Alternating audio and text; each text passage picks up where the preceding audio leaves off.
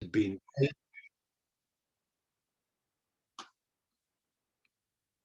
once that had been paid, I went to pick the machine up from Machine Mart. They had it available within about a week of us ordering it, which was pretty efficient, I thought.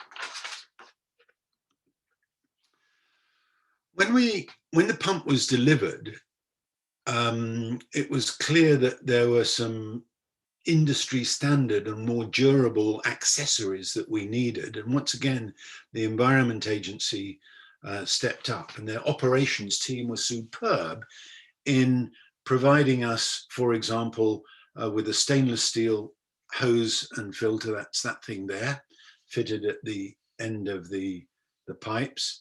These lever lock couplings, which are industry standard and very heavy duty and cling on to the pipes a lot more effectively than Jubilee clips. They gave us a sort of EA patented shallow water puddle sucker, complete with a height adjusting mechanism. And you may not be able to see it, it's just off screen. Let's go back. A sturdy mat for the pump to sit on when in use to avoid petrol and oil contamination.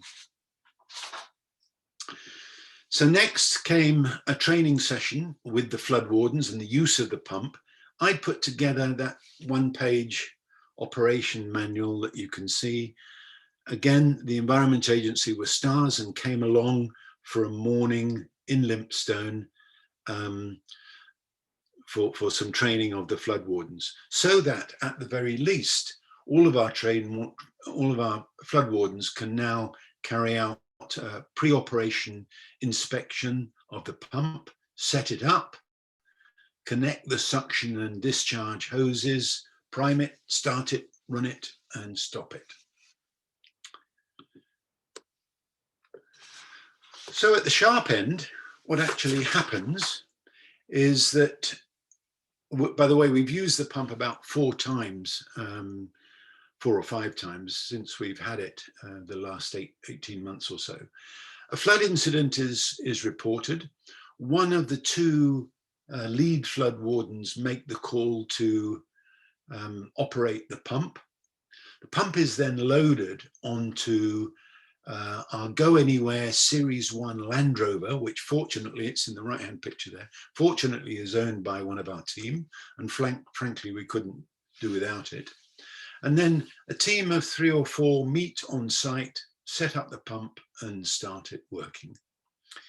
There were 2 operational issues at this particular site. One was that the discharge hose needed to be sort of 40 or 50 meters long to carry the water well away from the flood site and the highway.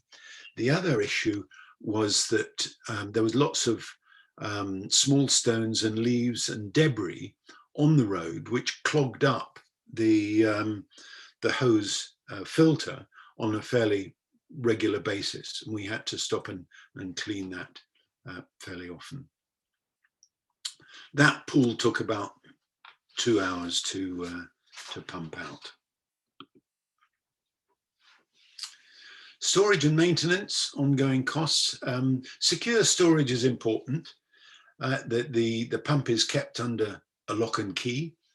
The padlock is actually standard Environment Agency issued, so our flood wardens all have those keys and can access the pump as necessary, probably on advice from one of the 2 lead wardens. Maintenance is pretty straightforward. We just keep the oil topped up, the air filter and the spark plug clean. We do use, and that's the picture of the blue can there, it's ethanol-free petrol fuel. The difference is that it's from normal petrol is that its shelf life is up to 5 years, and so can be left safely in the pump tank, petrol tank and carb, without risk of it deteriorating or gumming up the jets. It's more expensive than normal petrol, about £15, I think, for 5 litres, but that will probably last us for a year. And then we have an operating budget agreed with the parish council. It's pretty modest. I think it's only about 50 or 60 pounds a year, but it's important all of those things are in place, when a project like this gets underway. So what lessons have we learned in the time that we've had the pump? Well, the 3 Ps have served us well. We do have a plan. We know where our flood hotspots are. Our flood wardens are prepared. And so far, our response to flood incidents using the pump has been pretty good, I think. The bottom line actually is that the better prepared and equipped we are locally, I think the less demand potentially we'll place on the emergency services if and when, there is an incident and they need to respond elsewhere. It's always good to ask ourselves how we're doing and what do we need to know that we didn't know before, how can we improve, what can we do more efficiently, etc. So in short, we're still learning and we make sort of minor adjustments to processes as and when necessary. In terms of sharing resources and equipment, this is something that needs to be on our to-do list, I think. Experience tells us that flood events rarely hit really widespread areas. So a serious flash flood in Lympstone, for example, doesn't mean that there'll be a flood at the same time in, Topsham or Exmouth or Woodbury. So my view is, why don't we get together with our neighbours, put together a database of our assets and work out, collaborative procedures for sharing manpower and equipment in an emergency? I accept there would be logistics and communications challenges, but surely a combined effort to tackling an emergency has a lot going for it. And finally, we do put people first.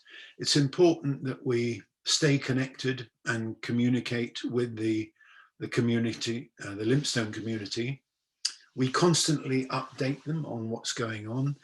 We listen well, I hope, to their concerns. We put articles in our parish magazine 3 or 4 times a year, and we post information on our website from time to time.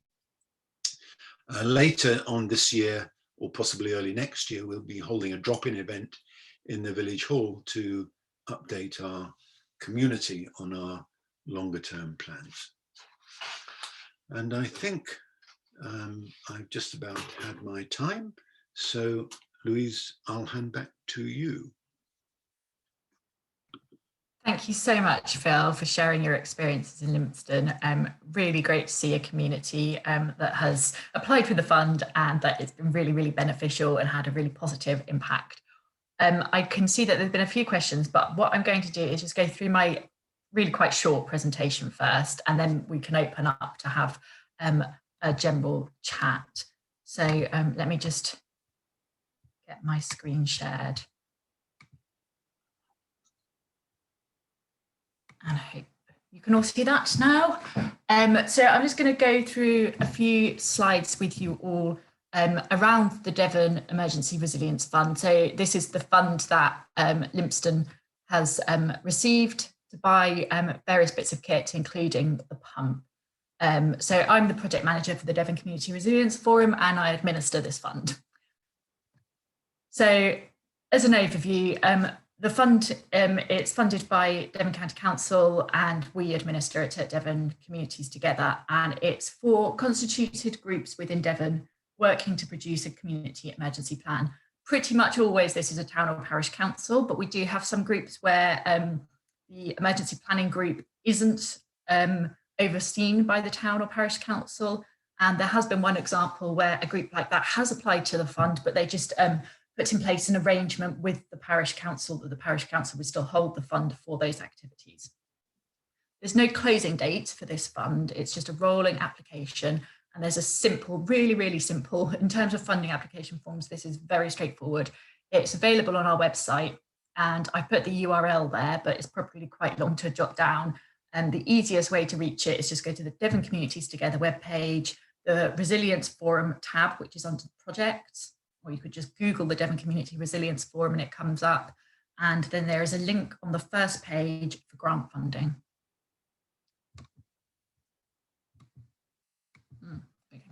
So there's two schemes under this fund.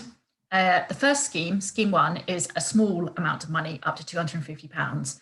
And this is for those communities who want to get started with a community emergency plan, but are not really sure how to get started. It might just be an individual who wants to progress, but isn't really sure how they can engage other people. It's really about getting your community emergency planning group up and running. So there's two main things that I have funded under this that help boost community emergency planning. So the first one in pre-COVID times is to hold a public meeting that engages with the wider public. Really successful way to get people to come along.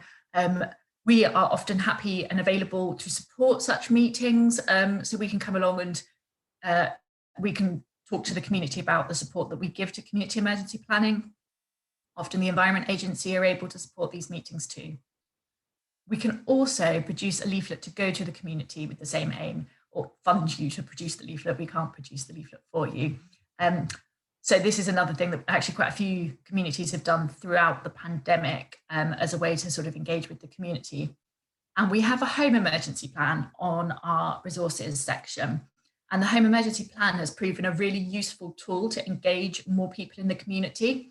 So quite a few communities have used the home emergency plan as parts of the leaflet, so that they're giving everybody a sort of tangible thing that they can have and use to help boost their resilience. And then it will also contain an explanation about the aim to set up an emergency planning group in the town or parish. I'm completely open to consider other activities that support that aim of getting a community emergency plan group formed and sourcing those volunteers, but those are the two that I have funded in the past. So Scheme 2 is the bigger scheme. We have up to £1,500 available under Scheme 2, and that's available for equipment or small scale works that support your community emergency plan. So unlike Scheme 1, which is for getting groups boosted from start, Scheme 2 requires you to have a community emergency plan or be really close to completion. We've provided all sorts of different things under this. It's really about what you need for your community to make it more resilient. So kit for flood wardens, sandbags, signage, emergency rest shelter kits, snow shovels, stores for all of the above, two-way radios we provided as well, and obviously water pumps. It can also pay for one-off small-scale works such as drain clearance, where this will reduce the risk and where the riparian responsibility cannot be identified.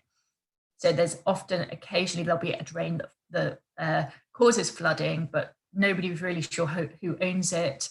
And actually just clearing that drain will really improve the resilience and reduce the risk of flooding. So just a few notes. The total that any one community can apply for in 1 year is the 1,500 figure. So if you apply for Scheme 1 and then you really get going on your community emergency plan, get it finalised and want to apply for some funding under Scheme 2, it would then be up to 1,500 minus what you received under Scheme 1, if it's in the same year. The application form is super simple and straightforward, but please do put into the application how the funding will help your community and how it relates to your community emergency plan. If you don't put that information in there, then when you submit your application, I will go back to you and have that conversation with you. So it's much easier if you just put it in there in the first place. So it's super clear. One of the other things I often ask people when they submit their applications is to consider where the kit will be kept and how people will access it, just to make sure that you've thought through all of these kind of practical questions, so that we're not giving you kit that then doesn't get used properly or isn't stored very well. So send your application form along with all of the quotes for the kit that you're asking for. You send it to the generic info@devoncommunities.org.uk email address, which is just the main email address. If you just Google email Devon Communities together, that's the email address you will access there. And then that will come through to me. A few other funding sources. If you want more funding, sometimes your Devon County Councillor's locality budget might be available if they've got money left.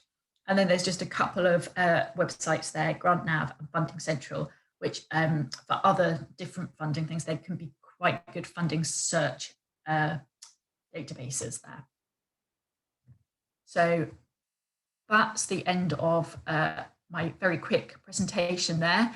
I'm going to stop sharing and open up for sort of generic questions to both myself and to Phil. And I did see that there were some chat questions, so I'm just going to double check there.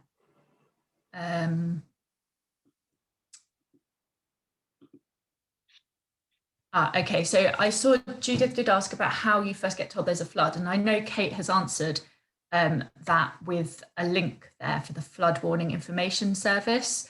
But I think one of the other things that Judith, I don't know if I've interpreted this correctly, might have been getting at was how Phil specifically and his team know if there's a very localized flood in the Lympstone area to respond to with their pump.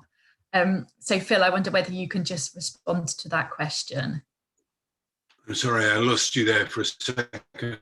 The question is? Okay, if there is a flood, for example, the flood you showed with the road, how do you actually get alerted to the fact that that is there and needs you to respond? Okay, so we get alerts from the Flood Forecasting Centre, and I think the 2 lead flood wardens in the village are signed up for that. We know from local experience, you know, after say 2 to 3 periods of intensive rain, when there may be serious surface water flooding, combined with, you know, tide lock at the estuary end.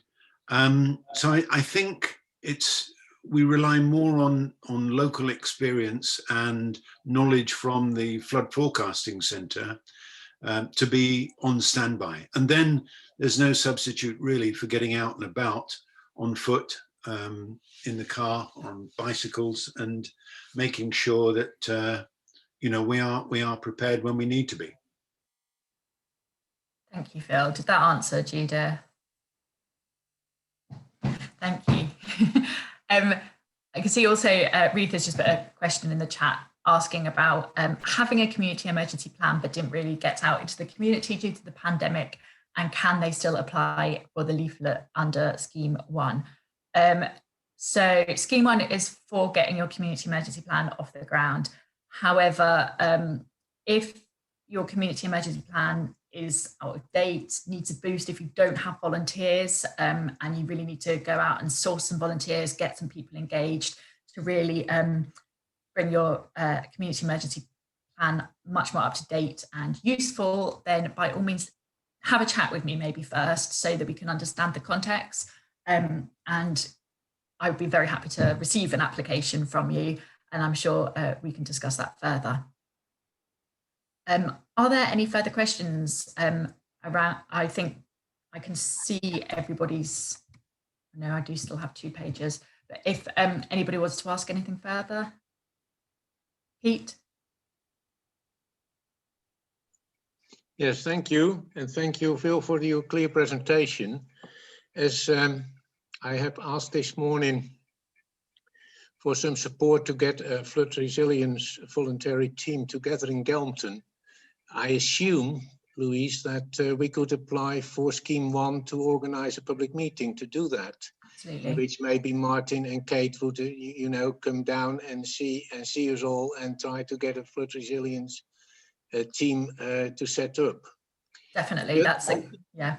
The other thing is Scheme 2 is interesting for us as well, because this spring we try to get some funds for equipment, which is, as you mentioned it, you know, personal protection equipment for the volunteers, signing, etc., including a small container in the village to get it safely stored. Unfortunately, we failed with the lottery fund in Torbay. So have I understood you that we could also apply for this kind of stuff in Scheme 2? Yeah, so I think I'm correct in remembering you have a plan, but it's quite out of date. So because your plan is quite out of date, we'd be very happy to fund under Scheme 1, the public meeting, that's up to £250, And then that would sort of give your community emergency planning a sort of rejuvenation. Then once you've got your community emergency plan, once you're underway, redoing it, and we can see that you need this equipment, I do need to be able to sort of refer to a written community emergency plan before we can give out the funds. Then you can apply under Scheme 2. But what's important for me is that if I tell you a little story, we had a severe discussion when I issued my first resilience plan in 2016. Then the then chair of our Counter Residents Association Committee, he insisted that we should first have the team brought together and then think about equipment. Later on, which is about last year or a year before, we have a new chair, and in a discussion in our committee then, they said, well, why aren't we going to apply for equipment first and then try to find the team as well, because that's of course a strategic thing and also maybe a logistic thing. What are your opinions about what's going first and what's going then? I don't think either needs to go first or last. I think they're both important. But as Martin said in the earlier presentation, sometimes there are some communities where it's much harder to engage people for whatever reason, a whole range of reasons. And having a passive plan, Martin tends to call them, where you don't have those active engaged volunteers, but you've got written down in writing bits of kits and things like that, still really, really beneficial to have that written out and planned for. So I don't think that there's ever a point where you should wait for one or the other. There are two different things that can be progressed alongside in tandem with one another. So do I hear you say we could just apply for equipment in Scheme 2 before we have this? No. Well, no. We'd need, the thing that you need for Scheme 2 is a community emergency plan. That might not be a complete community emergency plan, but it must be a draft community emergency plan that's close enough to completion that I can see when I get your application where the equipment comes into the community emergency plan. Yeah, we have, of course, the quick intention to update the plan what I issued 4 or 5 years ago, and if that's the only thing. But I was, and then we could apply for Scheme 2, as I understand. But what I was just wondering, it's not very effective or efficient to have equipment which can't be used because you have no volunteers. Well, yes, and that would be something to conversation with you when you apply. It's a chicken egg story, really. Yeah, I think perhaps we need to look at a situation where we get a public meeting for you as soon as possible to start building up that wider group, and we can definitely continue our conversations via email about how we do that and the best strategy for that local area. Well, I've sent an email this morning to the committee members because, as you may remember, I'm in the Netherlands and I can't go to Galmpton because of the pandemic so far, and it doesn't look very, very good for the next few weeks or months. However, I've done a booking, by the way, in August, but we'll have to see what's happening now. But as soon as I'm back in the village, I intend to organize, say, a public meeting for, and also while we are updating the existing plan, of course, and that can be done also from here in the Netherlands. But I'm happy to come back to you as soon as possible. Yeah, and continue the conversation with myself and Martin Rich as well, because we can help. Yeah, okay, thank you. Thank you. Do we have any other questions about the funding application or any questions for Phil at all on his experience from Lympstone? No? Okay. In that case, I will stop the recording.